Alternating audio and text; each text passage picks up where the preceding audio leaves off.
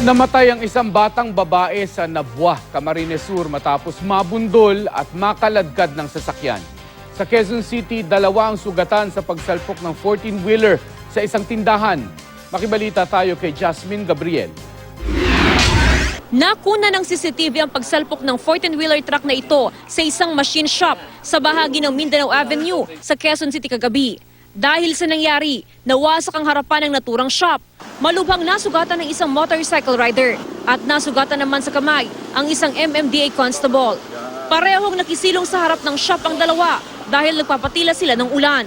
Ayon sa truck driver na si Domingo Cayonte Jr., nasa truck lane siya nang mag-cut ang isang sasakyan, kaya kinailangan niyang ikabig ang kanyang truck.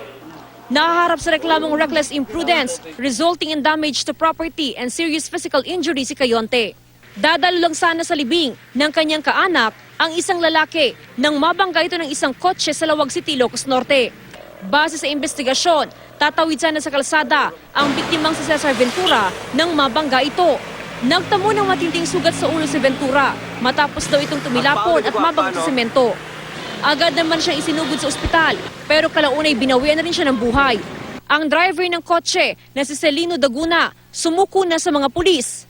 Ayon sa pulisya, nagkaayos ng pamilya ng biktima sa driver ng kotse. Sa Nabua, Camarines Sur naman, isang babaeng 11 taong gulang ang patay matapos mabundol at makaladkad ng isang AUV. Kinilala ang biktima na si Diana Princess Plutado, isang grade 6 pupil. Kwento ng ama ng biktima, lumabas ang anak para kunin ang kanilang mga sinampay. Maya-maya, nakarinig daw siya ng malakas na kalabog. Paglabas niya, nakitang nakadapa sa gitna ng kalsada ang kanyang anak. Kusang loob silang sinamahan ng driver na nakabang ang sasakyan sa ospital. Sa ospital na namatay ang biktima na nagtamo ng matinding tama sa ulo.